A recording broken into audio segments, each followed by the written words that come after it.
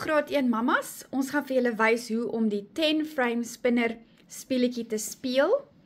So dis belangrik vir jou kind om te sien met hulle oogies. Hier is 1. En as hulle baie goed word, gaan hulle net kan sien. 10 is die vol, helfte is 5. 9. Nou 5 plus 1 is 6.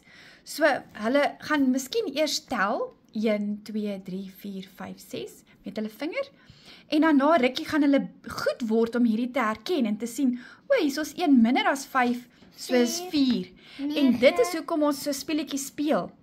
Dat hulle 8. kan sien wat kort, as daar 8 is, daar kort 2. So hierdie is die basiese plussommetjies van 10. Daarom 2 te sien, dan kan hulle sien hoeveel kort mens nog. En hierso is daar dadelik 3, kan hulle oog dit vinnig snap. Hierdie is die begin van mental maths, of in jou kop wiskunde.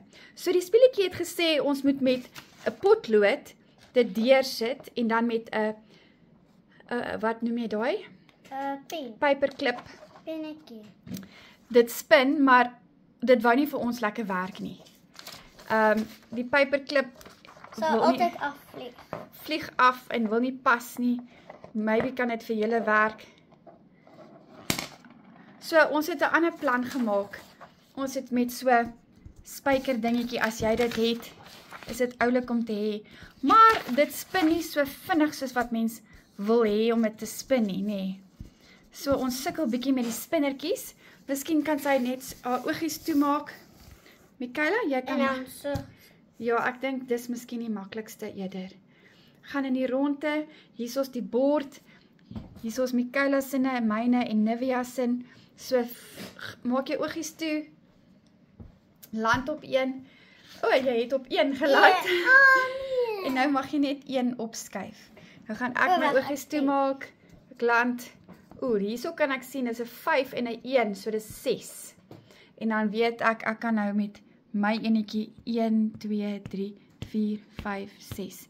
Dit is begin van bordspeletjies, mamas, en baie goed vir plus en minus kop wiskunde. En dan kan julle speel en kyk wie is die eerste een om te wen. Dankie sissies. 10. 10 gaan goed wees, dan gaan jy lekker baie kan beweeg. 1, 2, 3, 4, 5, 6, 7, 8, 9, 10. Lekker. Jy loop voor. Bye. Bye. Bye. 1, 2, 3, 4, 5, 6, 7. 7.